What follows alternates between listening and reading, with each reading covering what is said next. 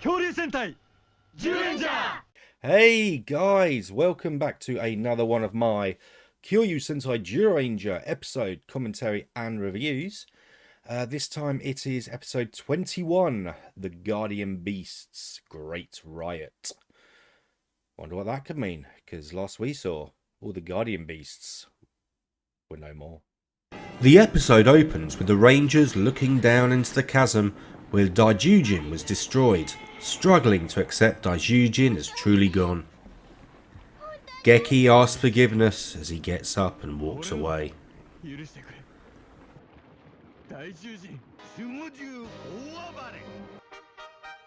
On the moon, Bandora is having a celebratory feast with everyone congratulating each other as Lamy and Grafforza kiss. Behind everyone, Burai is sneaking towards them to confront Bandora for control of Earth. She throws her drink in his face as he goes to strike her. She disappears as Burai cuts down a broom. A gigantic visage of Bandora appears outside her palace, mocking him and blasting him off the moon and flying towards the Earth. Landing in a forest, he curses Bandora before diving for his sword as a laughing presence seems to come after him.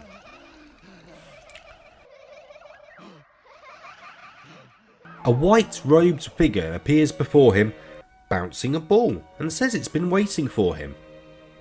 It rolls him the ball, and as he picks it up, he is pulled into a room. The hooded figure tells Burai that this is the timeless world, and as long as he is here he will not age, but he will only have 30 hours of life in the outside world, and this will be represented by a green candle. Burai asks who the figure is and tries to attack, but misses.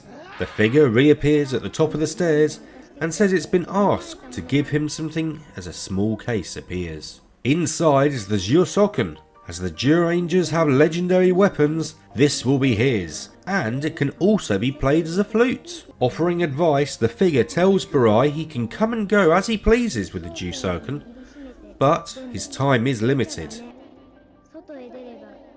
Wishing himself outside, he appears on a rooftop in Tokyo, and heading to the edge, he begins to play his Zyuranger. Beneath the water, something stirs, and with a tidal wave of water, a giant tail starts to attack the nearby docks. Before, rising from the watery depths appears Dragon Caesar. The hooded figure momentarily appears to tell Burai this is his guardian beast.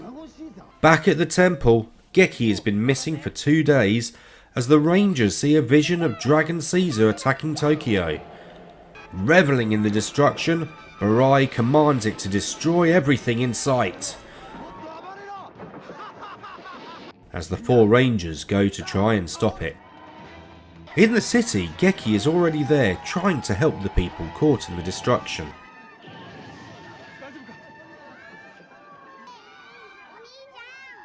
From the rooftop, Burai hears Geki and transforms into the Dragon Ranger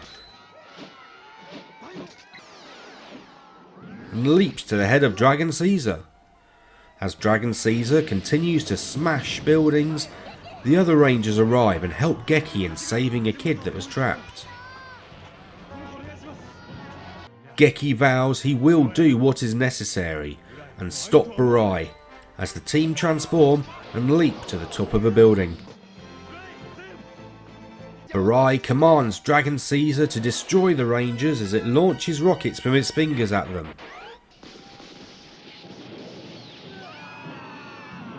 On the moon, Bandora is concerned over the appearance of Dragon Caesar and sends Grafforza and Lamy down to battle it.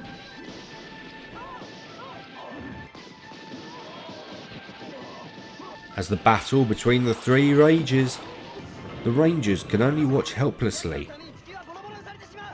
As back at the temple, Barza prays to the gods of the Guardian Beasts. Hey, welcome back. So, thoughts on this episode? It's one of those episodes where not a lot happens, but a lot happens, if that makes sense. Um, Obviously we start off with Bandora celebrating what happened last episode. Daijujin is gone. The Guardian Beasts are gone. No more. And yeah, they don't seem to be coming back.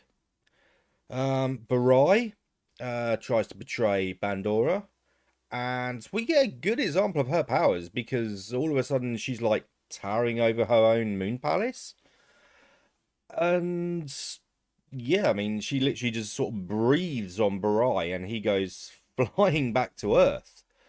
Where you've then got Clotho, who puts him in the timeless room, gives him the green candle and says, "Oh, by the way, basically, mate, you got 30 hours. 30 years? 30 years would have been good. 30 hours left to live, and then you're dead." Oh, and by the way, I've been asked to give you this. Who asked Clotho to give him the Jusoken? He was asked by someone. He literally says, "I was asked to give you this." Who? Because that's never made clear at any point. Because at that point, Daijujin was all, "Kill Geki, you must kill Burai. He's evil. Do not allow evil to exist." And yet, someone's asking Clotheye. So there's something that no one knows or was never thought of. So yeah. And also for Power Rangers fans, there's the origin of the green candle. It wasn't drawing Tommy's powers away, the Green Ranger's powers away. It was signaling how much time he had left to live. God, I mean, with all the faff and everything over, like, "Oh no, Green Ranger's lost his powers," from all the kids back then, because everyone loved Tommy. I never got that. Even now, I don't get it. I mean, he was okay, but the true Power Rangers fans all knew Jason was the best one. I mean, come on. Red Ranger, leader. It was only because of the whole, like, money thing and them being fired and, all the rest of it that they made Tommy the White Ranger and then said, "You're the new leader," because basically we're sacking him and we're going to replace him with some people with no personality. Especially the new Red Ranger, who had no personality, but we're not there yet. In fact, we won't get there until we do Die Ranger one day. But anyway, so we've got the origin of the green candle. That's all good and all the rest of it.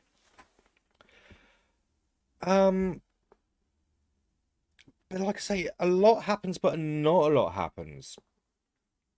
I mean, if you're watching the episodes, Burai betrays Bandora, gets sent to Earth, ends up in the timeless room. He's got 30 hours left to live. By the way, here's a dagger flute. Goes out, plays it. Here comes Dragon Caesar, smashes a load of stuff. Bandora goes, "Ooh, can't be having that." Graforza and Lammy go down, fight it. The Rangers are there going, "We can't do anything." That's it. That's the whole episode summarised in about 10 seconds or 20 seconds. And yeah. But at the same time, there's so much that happens because you have the betrayal of Bandora by Burai. He's no longer going to be sat there doing what she says. He's going to, like, take her out. Well, try to take her out so he can rule the Earth. Obviously not going to happen. Well, wasn't going to happen right then, but then you've got the whole, your time is limited. You can have as long as you want in this timeless room, but you've got 30 hours, 20... No. Yeah, 30 hours. Like, with this candle, it will burn down whenever you're out in the real world. So, he's got a time limit. As soon as that burns out, he's dead. We've got Dragon Caesar introduced, which, I mean, he's a big boy. And it's like, you know, he holds his own against Griforza and Lamy right there in that episode. He holds his own, which alone is absolutely brilliant, considering Daijujin would struggle against those two. In fact, he did last episode, although that was during a solar eclipse. I wonder if that counts. Otherwise, we haven't really seen Daijujin go up against both of them on a level playing field. But yeah, so other than the Rangers obviously being pretty useless when it comes to the giant stuff, because they don't have Guardian Beasts anymore. Yeah. Anyway, that's all for now. And yeah, we'll see what happens next time. Bye.